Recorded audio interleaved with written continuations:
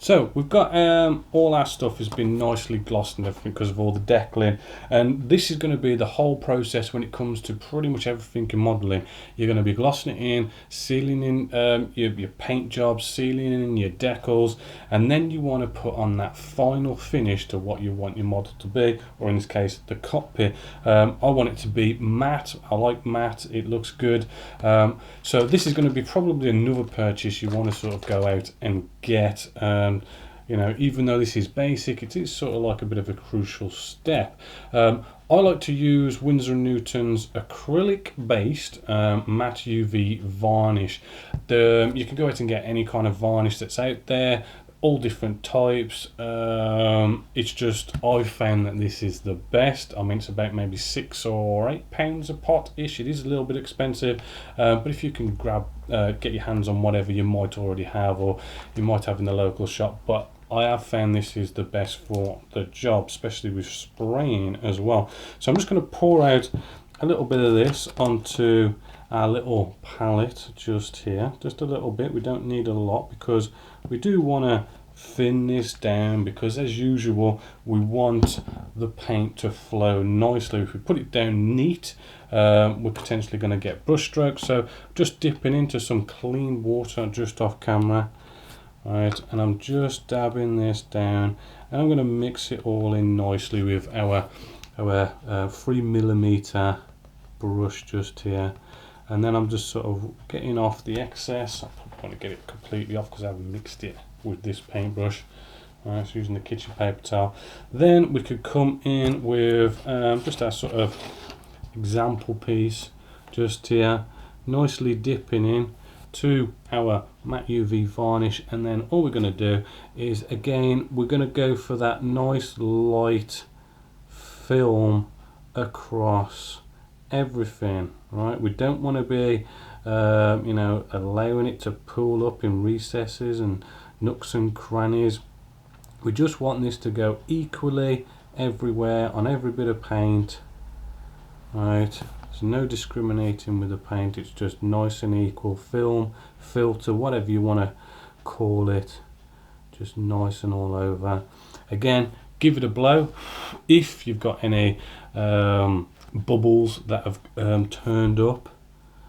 Right, and what you'll notice is as the paint dries, it should go a nice matte finish. Right, and this matte paint as well also gives you a UV protection. So you know, if you're worried about your models being in a display case and the sun comes out and sort of blares down on it, yes, it can turn models a sort of off kind of yellowy colour, but this matte UV varnish apparently has a UV varnish to it to protect it. So as that dries, it will go nice and matte. You might have to put 1 or 2 coats on. I have found that, you know, when you spray that stuff you get a nice matte finish, but when you sort of brush it on, you might need to put maybe 1 or 2, maybe 3 coats on to get that matte finish, and then that basically finishes off, seals in our cockpit all finally to glue this all together. I'm just doing some little bits of gluing just off camera, just putting these air intakes in, pretty sort of easy stuff, but just a little sort of note, right, as you're building along with this, you'll bring it together, right, because you want to be test fitting all the time, you know, before gluing test fit, after gluing one thing in test fit, just to make sure. And what you'll notice is, yeah, I mean, we've got quite a big gap inside this wheel well, and that's just because, you know, we've glued these in and there is a bit of give in them, but if you do sort of maybe just push them together like so, you then find that perfect position. If you just push them together like that, and as you can see, you get a bit of a better sort of fit going on just in there. So it is good to do that, and then you could probably pry them open and just leave them to dry in those positions just to be better. Just a little slight little fit issue there. So our pilot's just in there, and our matte varnish has nicely dried, and it's gone a sort of a nice matte finish, which does also actually lighten things up. I mean, you'll find that a gloss coat on top of a colour will make it look darker, and a matte coat will make it look lighter, just to keep that in mind when you're doing those kind of things. So what I want to do, I want to glue this in. Well, first off, we've got a nice little air intake fan just here. We can just sort of pop this in the back. It is a little bit of a almost like a clip in there, and then you could just see inside there we've got that nice sort of silver air intake.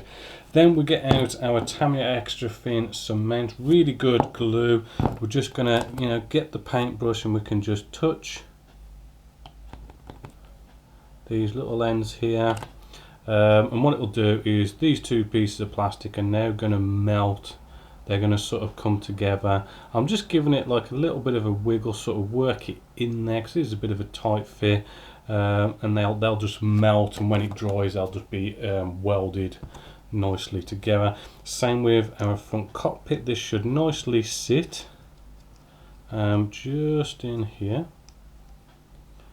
Right, make sure it's all sort of almost like it almost clicks in. You'll know when it's in, because there we go. I mean, that's looking like a nice fit. So we're going to now go off and sort of get this Tamiya extra thin cement, and we can just work around all our little sort of join lines.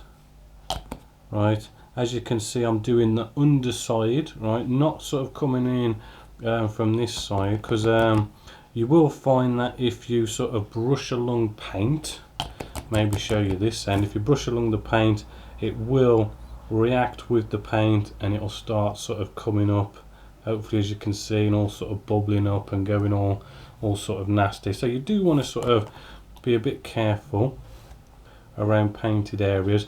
But the cool thing about Tamiya extra thin cement is you can literally just sort of like you just sort of like touch maybe a corner, and then that blob of glue just disappeared, and it's literally, that would have ran through any sort of join areas. Probably it's up here somewhere as well. We can sort of just tap that in there, it just disappears.